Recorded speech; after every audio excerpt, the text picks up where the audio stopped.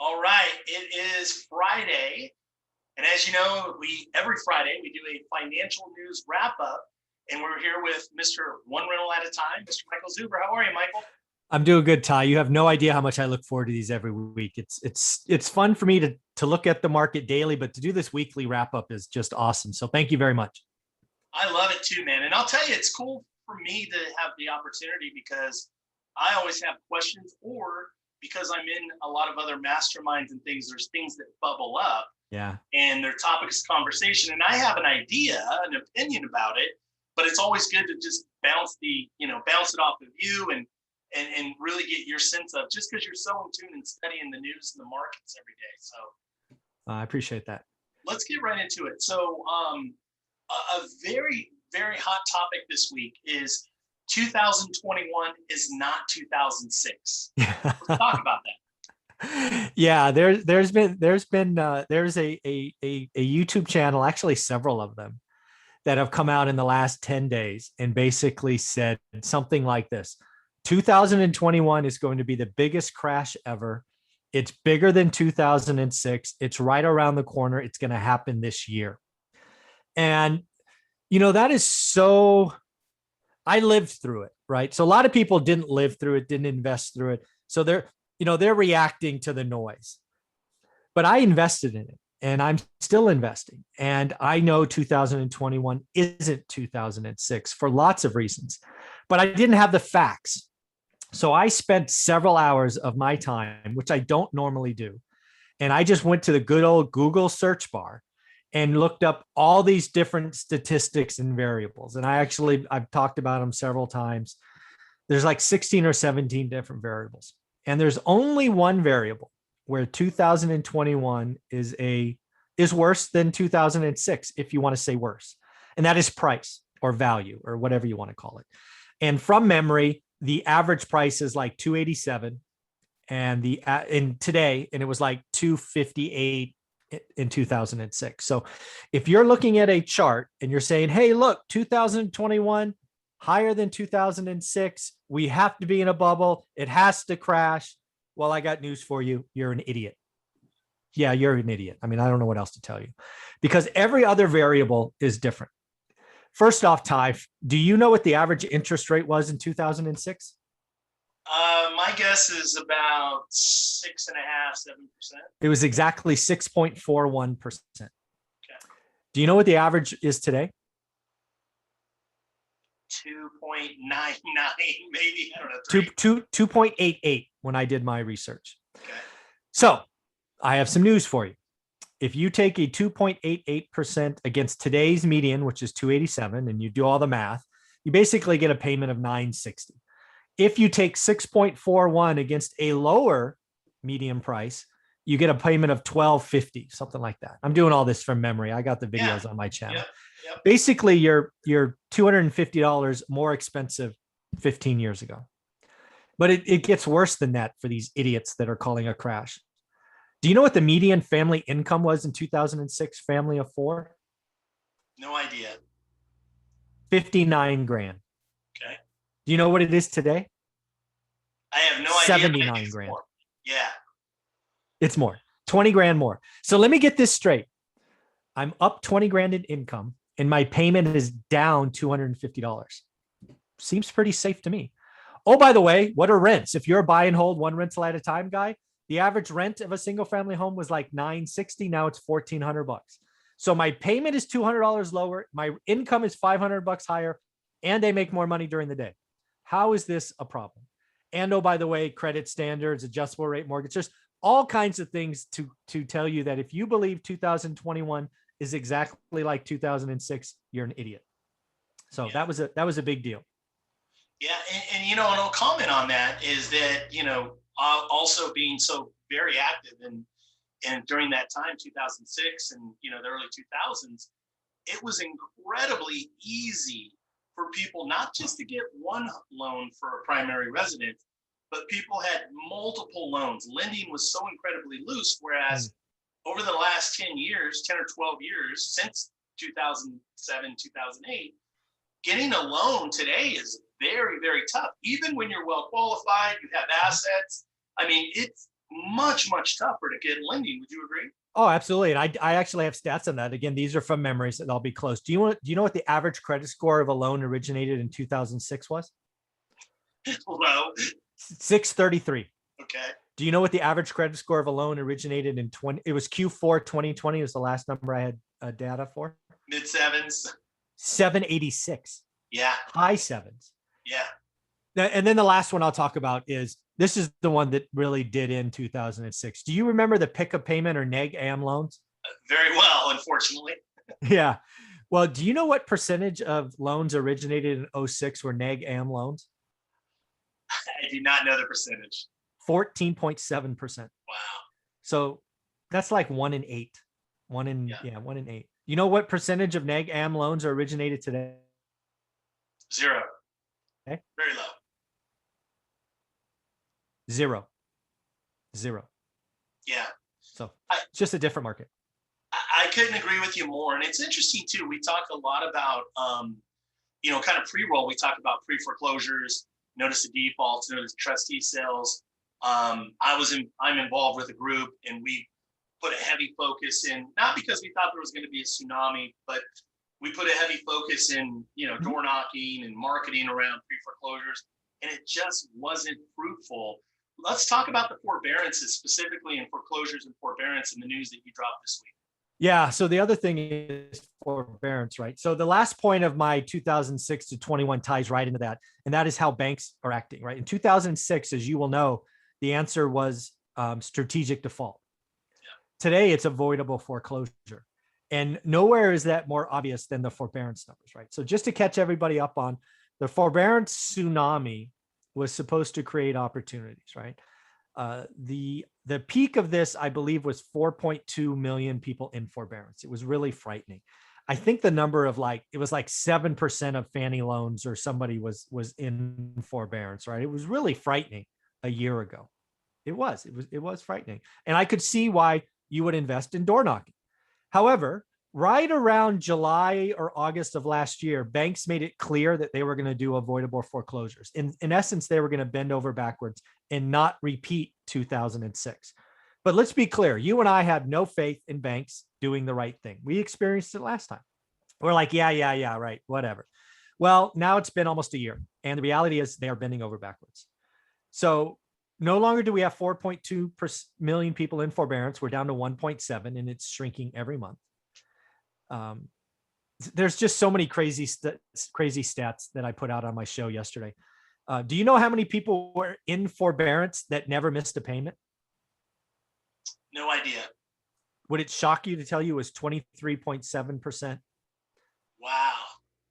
A quarter of the people that were in forbearance never missed a payment. Wow. Yeah, it all makes sense.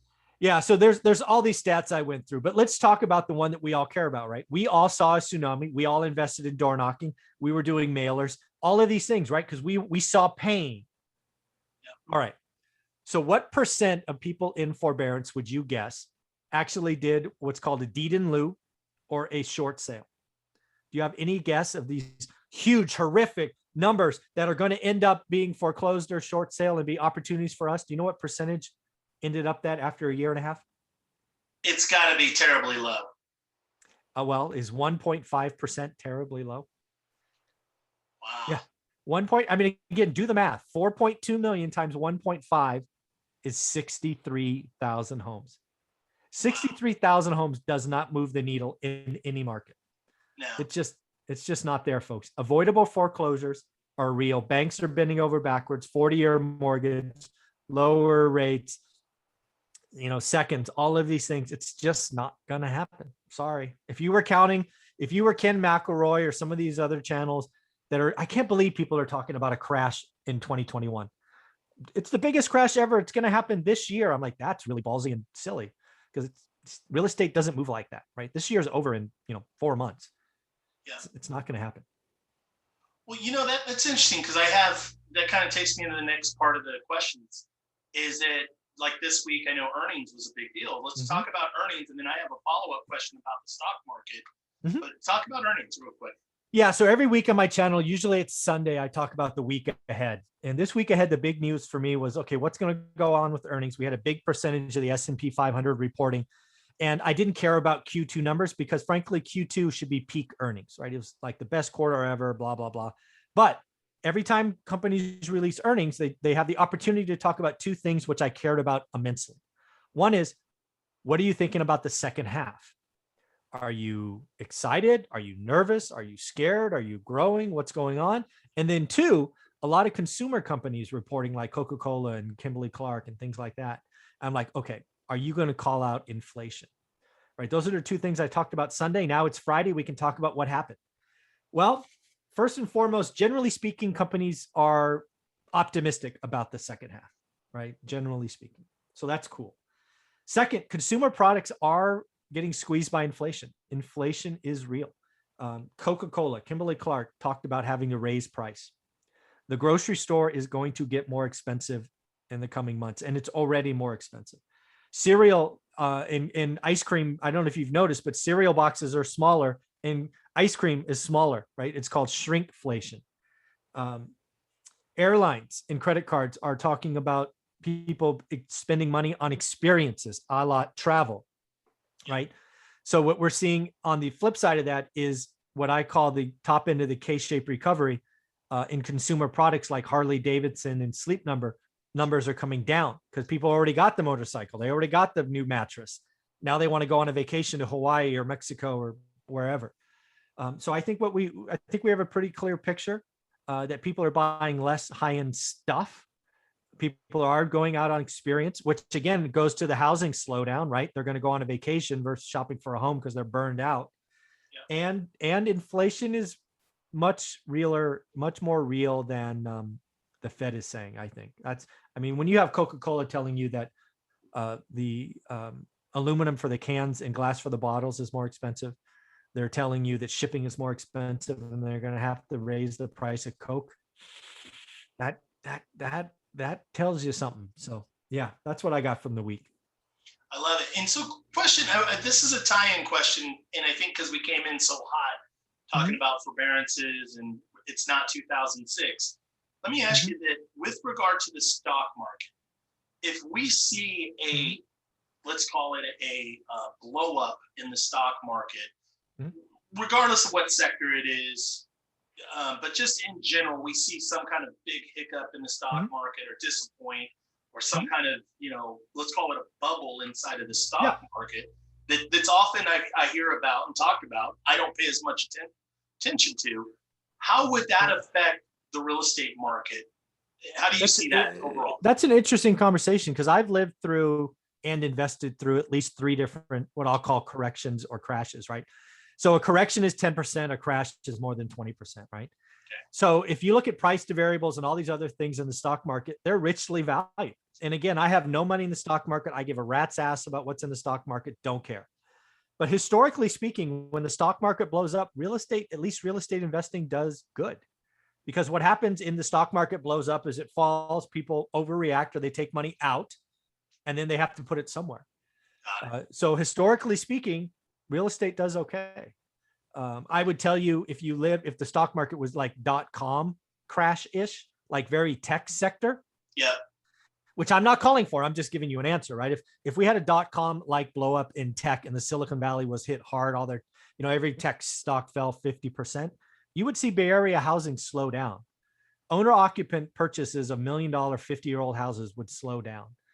I don't think it crashes, but the transaction volume falls off a cliff. Because again, we got to be clear, a lot of the Valley purchases are stock money. And that would fall. That would fall off a cliff. Yeah, and very much so. It was interesting because in the late 90s, early 2000s, the Silicon Valley was actually a soft residential market where most of the East Bay, Central Valley, Sacramento, all of that was actually outpacing in some ways in terms of appreciation and growth. I lived here and invested in Fresno that time. Fresno was doing great. Fresno had no tech sector. So it was like, what? .com blow up? Don't care. Right? It doesn't matter.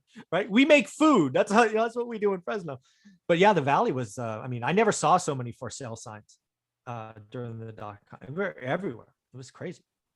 Crazy times. Well, let's move forward and talk about, there's 2 things. housing appreciation, and then the median value. Mm. What do you see in there? Yeah. So there's a couple of things, right? So again, as somebody who has an advanced degree, one of the things we have to take is a lot of statistic classes. And inside statistics, there are two numbers that people get confused about all the time. One is average and one is median, right? They use them interchangeably, and they're absolutely not the same, right? Average home price. You add up all the home prices, that gives a number, and then you divide by the number of transactions. That number is skewed typically by very big purchases, right? The $100 million house gets added to the top and skews the numbers. Median, you simply you line up the house transactions from cheapest to most expensive, and they're all basically treated equal, and you find the middle number. So the median home price today was reported at what do I got? I got it here. 363. I looked it up. The average home price is 287. Very different number. But what I want to talk about the median home price is we've had 112 months, 112.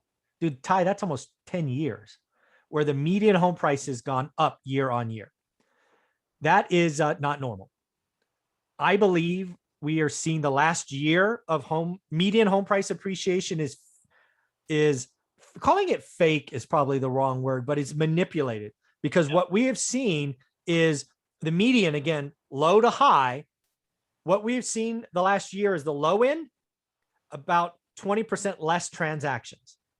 The high end has seen a doubling of transactions. So you take this median and you basically shift it like a bell curve, and the median artificially looks high. So for example, the median home price that was just reported yesterday is 363, but dude, that is up 23%. That is not normal. So I believe by this time next year, we could see median house price fall, but it's because this skewing of the transaction volume shifts back, and we have more low end and less high end. And then, all the YouTubers are going to come out of the woodwork and say, oh my God, housing crash. And all we've done is the average can still go up, but the median could fall, and people will lose their mind. But yeah, I think median house price could fall, but it's because the mix shifts. And I don't want anybody to be surprised by that fact. I love that. So insightful and looking forward too. I really appreciate that.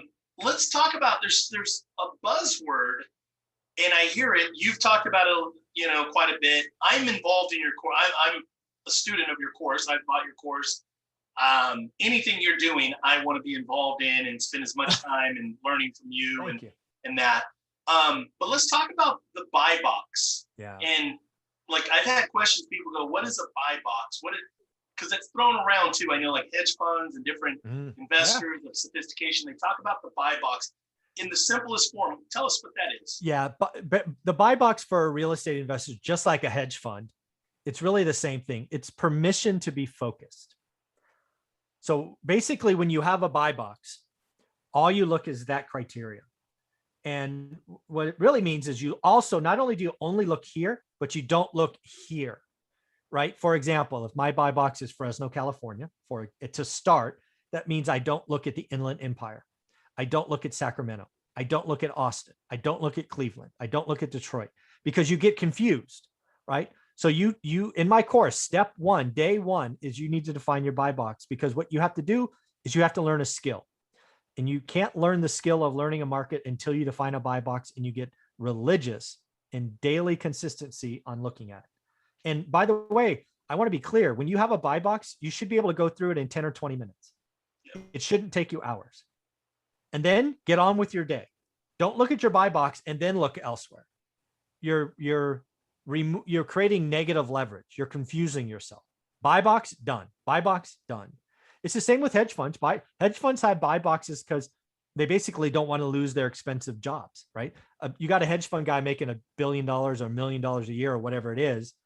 He doesn't want to be the idiot that goes outside the buy box and then makes a mistake and gets fired, right? They have a buy box. And that's the same thing real estate investors, especially newbie investors, should do, is get focused. Because what I've seen most newbie investors, they don't start in a good place. They're all over the map. They chase butterflies or bunnies or whatever your analogy is. Yep. And you get nowhere.